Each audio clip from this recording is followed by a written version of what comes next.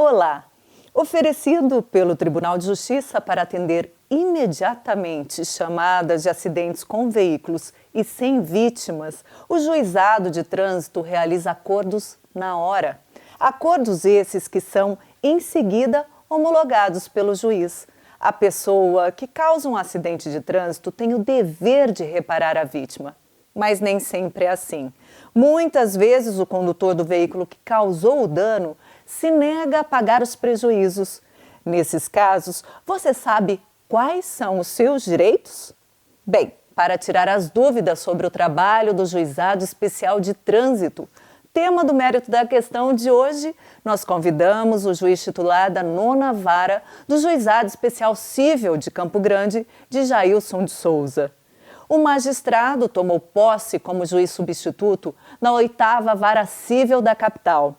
Em abril de 1991, foi promovido para titular da comarca de Sete Quedas. Em dezembro de 1995, estava na 1ª Vara Cível de Corumbá. Em novembro de 2001, na 7ª Vara do Juizado Especial Cível da capital. Desde 2004, é o titular da 9ª Vara do Juizado Especial Cível em Campo Grande. Magistrado, qual a competência do Juizado de Trânsito? Para julgar acidentes de trânsito, independentemente do valor da causa, do valor dos danos. Os juizados, em geral, eles têm um teto, 40 salários mínimos. O nosso não tem o teto, o nosso é ilimitado o valor da causa, o valor discutido na ação.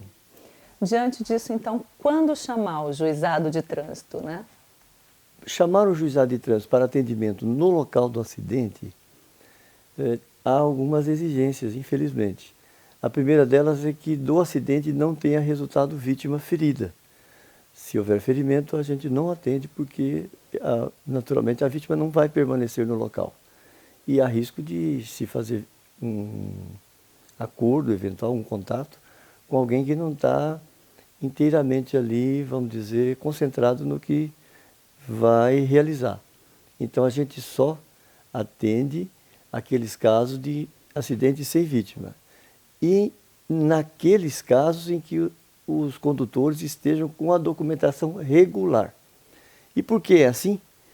Porque senão nós teríamos que paralisar o serviço para conduzir preso eventual condutor sem habilitação, eventual autor de lesão corporal, ou de homicídio, se fosse o caso, homicídio culposo, ou para fazer apreensão e remoção dos veículos.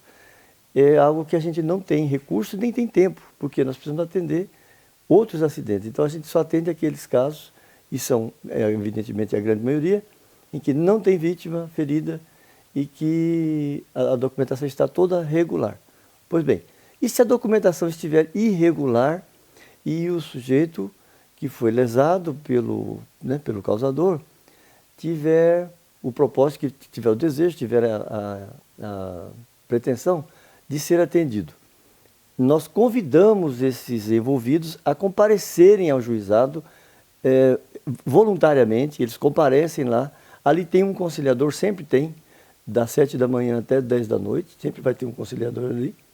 E a gente então atende as pessoas, mesmo com a documentação irregular, no juizado. Não no local, por quê? Porque no local a gente vai com um policial de trânsito, e o policial de trânsito, para não prevaricar, ele teria que apreender o veículo e prender eventual infrator. O senhor falou de quando, então como solicitar o atendimento do Juizado Especial de Trânsito? Por telefone, nós temos os telefones que vocês poderão ver aí na tela, e tão logo é feito o convite, já sai ali, o conciliador já sai convocando o motorista nosso da van e o policial para se dirigirem ao local. É interessante, as pessoas às vezes dizem que, mas demorou muito. A demora não é provocada por nós, é provocada pela situação. E por que eu digo isso? Porque o conciliador, ele não é remunerado, ele não tem remuneração fixa.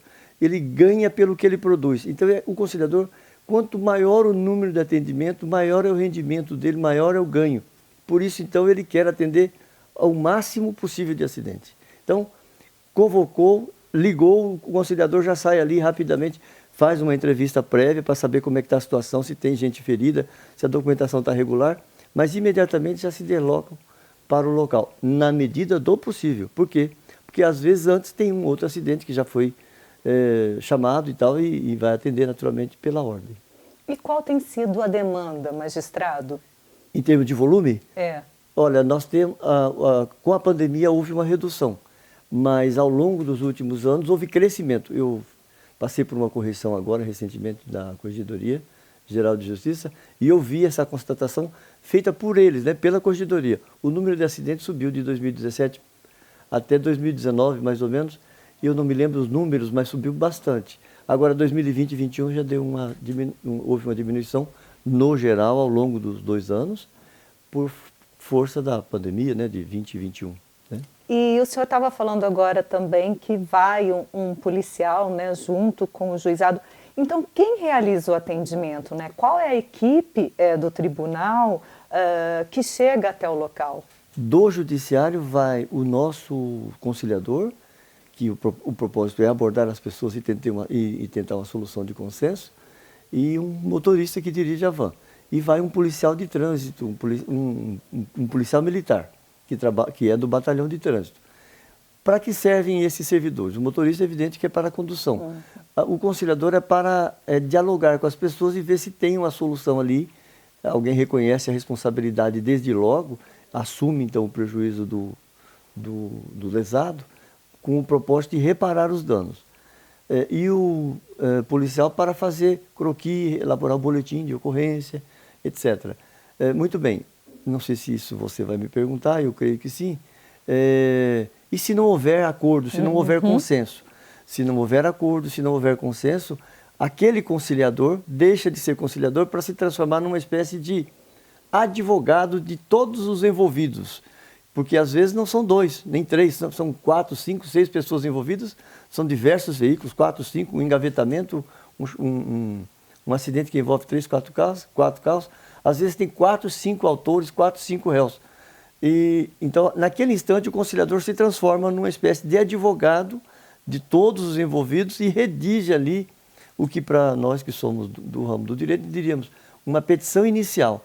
Em nome de todos os envolvidos, ele faz um pedido dizendo: eu quero ser indenizado e o meu adversário é fulano de tal. Eu quero que fulano pague meus prejuízos. E todos se envolvem e todos depois vão ser convocados ao juizado para fazer prova, levar testemunha, levar vídeo, levar imagem, o que tiver para a gente apurar e fazer a instrução, como a gente disse, e julgar.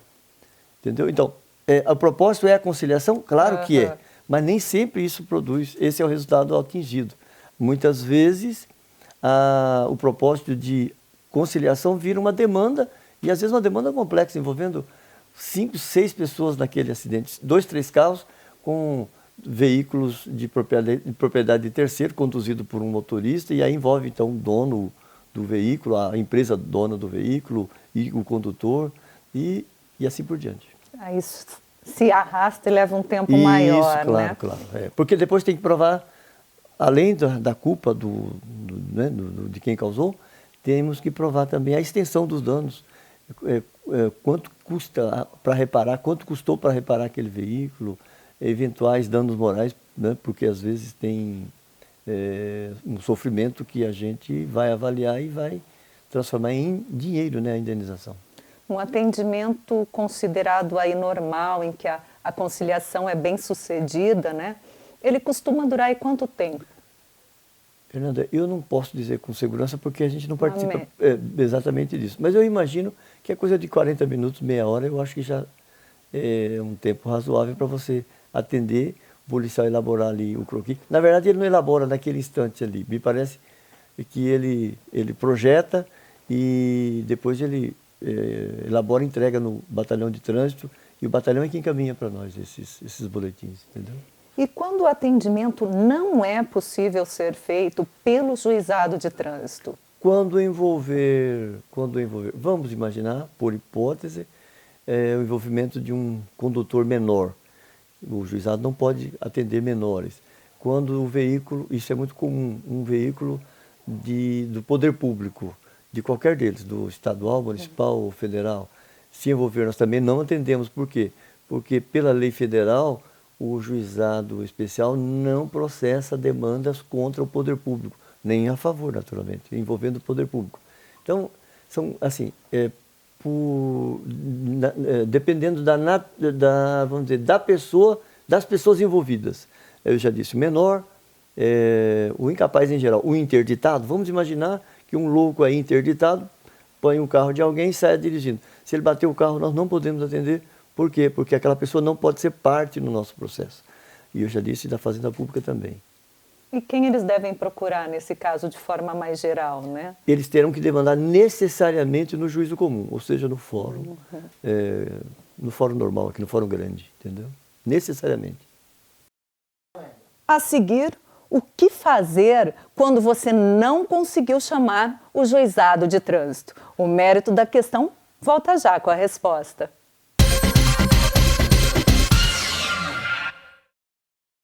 Judiciário em Movimento, seu caminho direto com a Justiça. De norte a sul, a Carreta da Justiça viajará pelos municípios sul-mato-grossenses realizando atendimentos por meio de moderna estrutura, com salas de audiência, espaços para a população, Ministério Público, Defensoria e advogados. Agora, 100% dos municípios de Mato Grosso do Sul são sedes de comarca. É a justiça mais perto e eficiente. Tribunal de Justiça de Mato Grosso do Sul. Estamos de volta com o juizado de trânsito no mérito da questão. Magistrado, como era antes da existência dessa modalidade, né, do juizado de trânsito? Qual era a realidade? É bem interessante isso, porque quando eu assumi aqui, eu virei juiz substituto aqui em 1990, a minha primeira função aqui foi ser juiz da 8ª Vara Civil, juiz substituto, naturalmente, substituindo o desembargador Brandes Garcia, que era juiz de uma vara especializada em ações de trânsito, falências e concordatas. Então tinha uma vara no juizado, no fórum, na época ali na Fernando Corrêa da Costa, que era especializada em ações de trânsito. Como eu disse, julgava exclusivamente ações de trânsito, falências e concordatas. E o titular era o desembargador. Um deles foi o desembargador Brandes Garcia. E, como eu disse, logo a primeira função minha como juiz, de juiz substituto, foi nessa vara, na 8ª Vara Civil, antiga 8ª Vara Civil. Evidente que, aí, o que o tribunal fez? Ele modificou a competência dessa vara e transformou a 8ª Vara, numa competência residual, e criou o juizado de trânsito, que para mim é uma coisa sensacional. Para mim e para todas as pessoas de qualquer lugar deste país que ouvem falar que tem um juizado de trânsito. Eu já ouvi pessoas falarem que coisa sensacional, que funciona lá no Mato Grosso do Sul, é muito... Bom, eu já vi de tudo isso daí. Colegas do Rio de Janeiro dizendo, não, nós vamos criar isso no Rio, porque isso é sensacional, vamos acabar com esse negócio de reclamar em qualquer lugar. Tem que criar algo parecido assim, como é em Mato Grosso do Sul e me parece que em Brasília. Acho que temos no país 2 ou 3 comarcas só que tem no país não, no estado nós temos acho que Mato Grosso do Sul e Brasília, e me parece que tem no interior do Paraná, uma cidadezinha miúda que tem lá uma conciliadora e não tem um policial. E aí a gente até fala assim, como funciona aquilo sem um policial para ajudar? Porque o policial serve também para evitar desforços físicos ali, uma agressão física. Porque quando eles chegam ao local do acidente, aquilo às vezes está para explodir lá, uma guerra. Porque todo mundo acha que o outro é culpado, que o outro é inocente, que você que me causou, e olha o prejuízo que você me deu, e quanto tempo eu vou ficar sem meu carro, sem minha moto, eu vou ficar parado, e etc. e tal. Então o policial também serve para dar uma certa segurança no atendimento. Não é para isso que ele está lá, mas serve, evidentemente, né? A gente estava falando dessa realidade aí anterior, né? A existência dessa mobilidade, a van indo até o local, né? Como que surgiu essa ideia da van, dessa mobilidade de atendimento mesmo? Olha, eu não estava no juizado na época da criação. Eu sou o juiz que sucedo o primeiro titular, que foi o Dr. Mário Abelha. Então, falar como se surgiu essa ideia, eu não tenho autoridade para falar, não tenho conhecimento propriamente. Sei que ele saiu daqui com uma equipe, me parece que foi a Brasília, para verificar como que funcionava lá.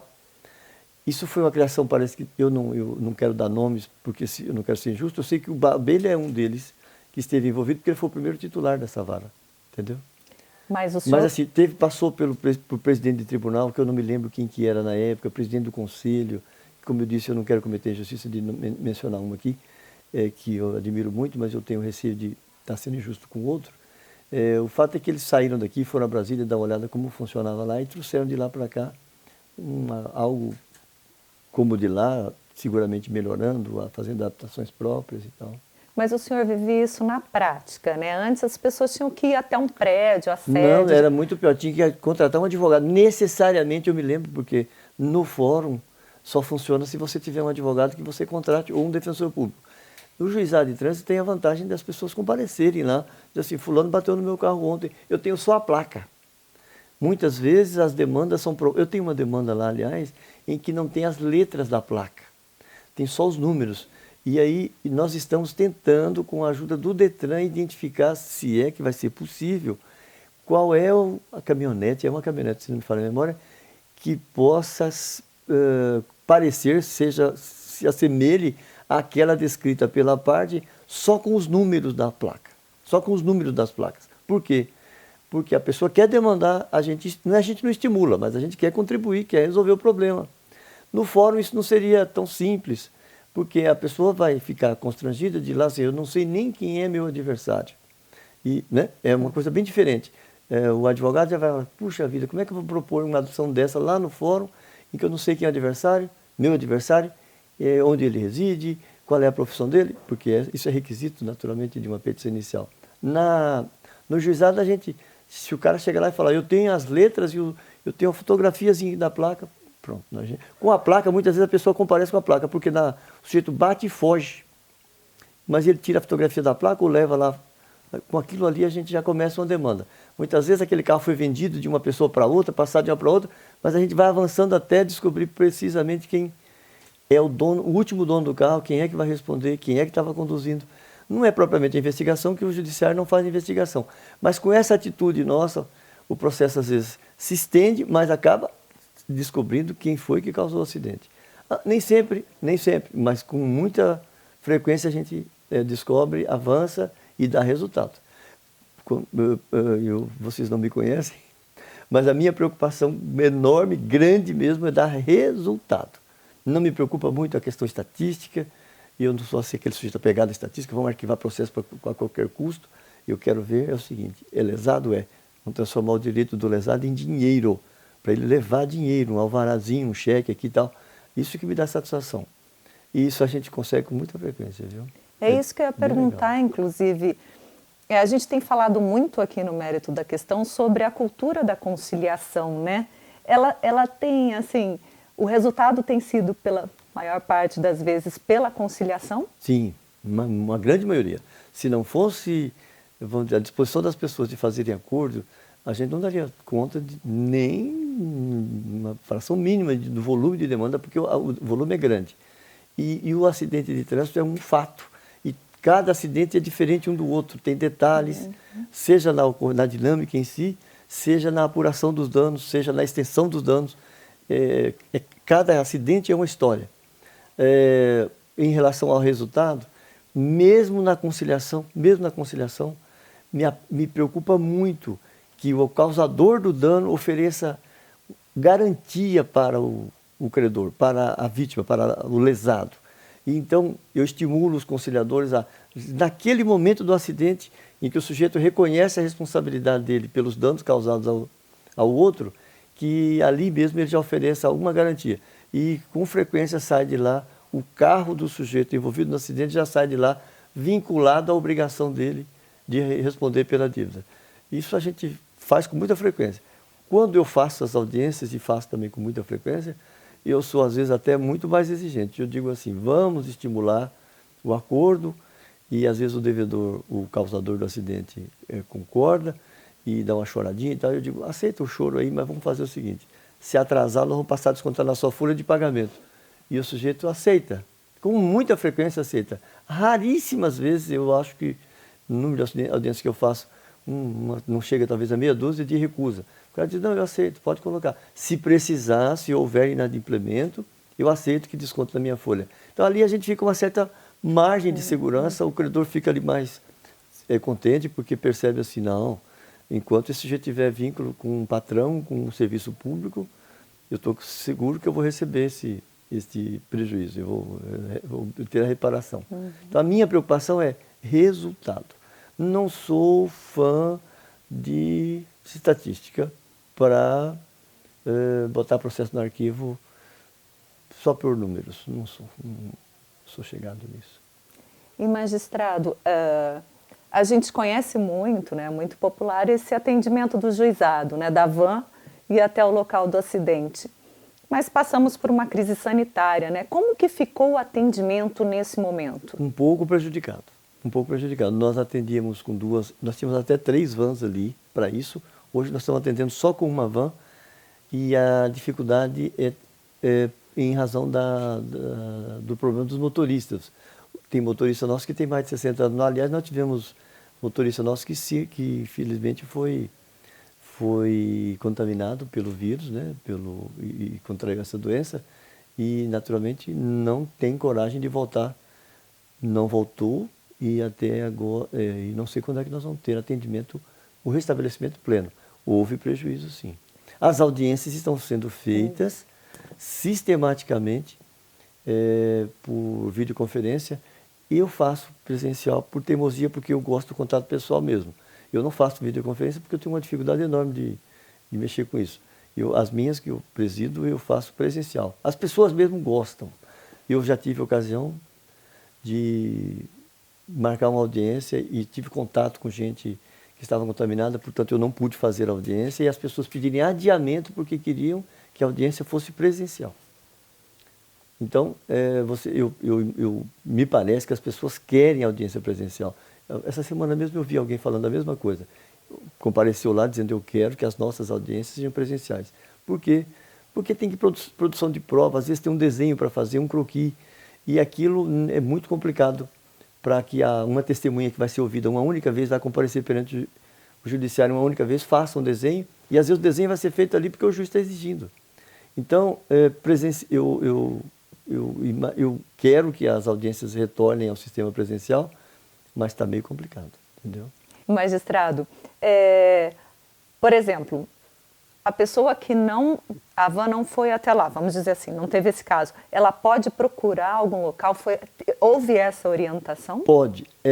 Como eu disse para você em algum momento, antes, se por algum motivo a van não foi até lá, não resolveu a situação do acidente, o sujeito estava com a documentação irregular, por exemplo, as pessoas envolvidas, todos os envolvidos podem comparecer conjuntamente ao juizado para elaborar ali um acordo, se for o caso, ou até para propor ação. Agora, vamos supor que só um deles queira, o outro suposto causador diga, não, eu não vou atrás disso não, porque isso aí vai me dar problema, eu acabo sendo condenado.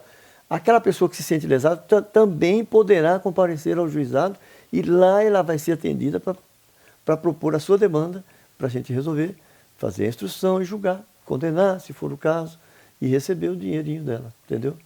Pode comparecer, então, ao juizado. E ela indo até lá, o que é preciso que ela leve, por exemplo, além dos documentos, né? O que pode ser feito? Eu levo um registro fotográfico, isso ajuda? Ajuda muito.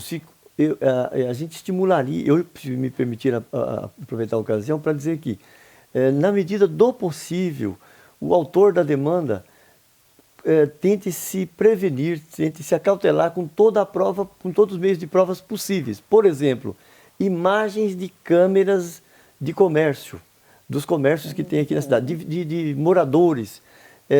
Nós fazemos isso com muita frequência. A pessoa às vezes diz, olha, o acidente aconteceu debaixo de uma câmera lá de vídeo monitoramento que pode ter captado a imagem. O que a gente faz? Diz assim, vai lá ver se você consegue a imagem. Ele vai lá e diz assim, só se for por ordem judicial. A gente manda um ofício para aquele empresário, para que o empresário forneça as imagens para a gente, daquele dia, daquele momento, para a gente poder julgar com segurança. Se não tiver as câmeras, fotografias tiradas imediatamente por celular ou qualquer outro recurso, ou testemunhas, evidentemente, as pessoas que passam por ali, muitas pessoas falam, anota meu telefone, se você precisar, me chama que eu vou depor para você. Isso é muito frequente. Quando você vai ouvir as pessoas em audiência, as pessoas dizem, como é que você descobriu? Eu falo, porque eu passei lá na hora e forneci o telefone e falei para ele que ele poderia me chamar. Eu não estava com tempo ali para declarar. Quando pode, as pessoas também declaram para o policial, de próprio punho, que presenciaram um acidente e eles já dão até o culpado. Foi fulano que causou o acidente, foi aquele carro X que foi o causador, que avançou o sinal X, ou faz uma manobra irregular. Uma testemunha, um passageiro, alguém que está passando ali, um transeunte, para ali e já dá um testemunho. Para nós isso é da maior utilidade. Então se a pessoa envolvida puder levar para nós provas já pré-constituídas, para nós é muito bom. Do contrário, ele vai chegar lá no juizado, dizer que foi vítima de um acidente. Convém que ele leve, então, orçamentos de oficinas para reparar o veículo dele, de peças e serviços, etc. Ou de consertar o celular dele que quebrou, que danificou, porque isso é muito comum. Se ele tiver alguma perda por dias parados, que ele tente justificar, comprovar por que ele precisa de ser indenizado, afinal, por que ele merece ser indenizado, porque ficou 1 ou 2 dias sem trabalhar, e a gente vai apurar e julgar, evidentemente. Tudo, parece óbvio, passa por produção de prova. Né? Não é só chegar lá e falar, olha, eu fui vítima de um acidente.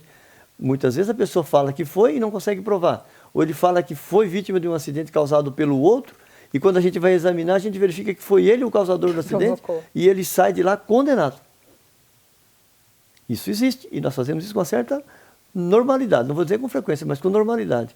É normal o sujeito chegar lá e falar, não, porque o causador foi ele. Aí você olha as imagens, olha as fotografias, olha os testemunhos, ouve lá testemunhos, e você conclui que foi o contrário. Quem fez a manobra perigosa, desastrosa, foi o autor da ação. E quando é assim, o réu, ao se defender, ele fala, eu é que quero ser indenizado. E aí a gente condena esse autor a pagar os prejuízos do réu. E olha só, o culpado pelos danos, ele tem a obrigação de arcar com as despesas de forma integral? Tipo assim, eu preciso trabalhar, vou precisar de um carro reserva, por exemplo. Olha, a gente não condena, eu não tenho precedente lá de obrigar a fornecer um carro reserva. O que a gente diz é o seguinte, tem meios alternativos de transporte. E os meios são pagos pelo usuário e o usuário pede o reembolso dessas despesas. Eu pensei que você fosse me perguntar a respeito de quais tipos de danos que a gente determina. Mas fica à vontade, pode colocar. Deixa eu falar. Aqui. Quando houver danos cobertos pelo DPVAT, que são aqueles danos de remédio, de medicamento, de despesas com laboratório, com médicos, a gente condena o que ultrapassar aqueles valores, que, salvo engano, hoje acho que é R$ 2.800, R$ 2.700, alguma coisa assim. O que passar esse valor é por conta do causador do dano, mas até esse valor é o DPVAT que cobre.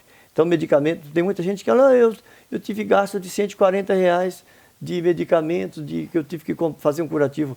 Esses custos o DPVAT cobre. Então, a gente não manda o causador do dano pagar. Entendeu? Bom, a gente falou aqui sobre esse tipo de atendimento, né, doutor, que tem funcionado muito bem, ainda mais quando o resultado é uma conciliação, né? E como é possível melhorar esse atendimento? Qual que é a avaliação que o senhor faz? Olha, se a gente tivesse recursos para atender todos os acidentes, seria muito bom, mas aí a equipe ficaria monstruosa. Seria a gente ter um guincho, por exemplo, para poder atender aqueles casos em que o sujeito não está com a documentação regular, porque, como eu disse, quando a documentação está irregular, a gente convida as pessoas para comparecerem ao juizado. Todos os envolvidos ou alguns, como quiser, como for possível. Muitas vezes as pessoas estão com documentação irregular porque não pagou o licenciamento, não licenciou o veículo, etc. Mas a pessoa é decente e quer honrar e quer reparar o prejuízo. Ela mesma vai lá e fala, olha, eu estava com a documentação irregular, mas eu assumo a responsabilidade pelo acidente que eu causei. No local do acidente a gente não atende. Por quê? Porque nós não temos guincho para levar para o Detran, para apreender e remover o veículo. Agora, o ideal seria a gente ter recursos para poder atender a todos os acidentes e para isso a gente teria que ter um guincho. Servidor, um motorista, a equipe fica maior, fica grande e eu sei que isso tem um custo enorme. Não sei se, por exemplo, o tribunal teria essa capacidade. Ou um convênio que nós já tentamos há 1 ano e meio, mais ou menos atrás, antes da pandemia, estava começando a pandemia, tentamos um convênio com o Detran, mas aí, justamente por causa da pandemia, o pessoal do Detran pediu para a gente ter calma, esperar passar a pandemia, para a gente voltar a conversar, pensando exatamente nisso, juntar a equipe do Detran ao juizado, para a gente poder atender a todos esses casos, entendeu? Porque a gente não atende, porque nós não temos como ficar ali esperando, como eu te falei no começo, ficar esperando ali fazer a apreensão de veículo, que é uma coisa demorada, lenta, né? Porque tem que conduzir, botar em cima de um caminhão e levar para o Detran, fazer o auto de apreensão e documentar tudo aquilo. Isso toma muito tempo de um conciliador. Como a gente tem outros acidentes para atender, isso a gente não faz. Para fazer tinha que ter outros recursos. O ideal mesmo é que o motorista dirija com cuidado, né, doutor? Sem dúvida, com cuidado, porque o que acontece? A gente está acostumado a ver um motorista agressivo. O certo é você viajar, você dirigir com responsabilidade, com paciência, com cuidado, para não causar acidente, né? Se dirigir com cuidado, o número de acidentes é reduzido a um número insignificante. Como a gente é muito agressivo, a gente provoca muito acidente, né? Bom, obrigada, magistrado, pela sua entrevista. Não por isso. Conte comigo. Estamos à disposição para o jurisdicionado, para o usuário do trânsito em Campo Grande e para responder a qualquer questionamento. Diria mais, se vocês me permitirem também, é o seguinte: a lentidão no juizado, podem procurar o juizado de trânsito e reclamar da lentidão lá pessoalmente, por telefone a gente atende a todos. Por telefone a gente atende a todos. E por que é lento? Não é porque a gente vadia, não é porque a gente folga, é porque o número é alto, o número de acidentes é alto, e a gente conduz cada processo preocupado em dar resultado para todos que são vítimas, para todos que são credores. Chega ao fim o programa de hoje e no próximo Mérito da Questão, o assunto é a Carreta da Justiça, que leva os serviços do tribunal para o interior do estado. Até lá!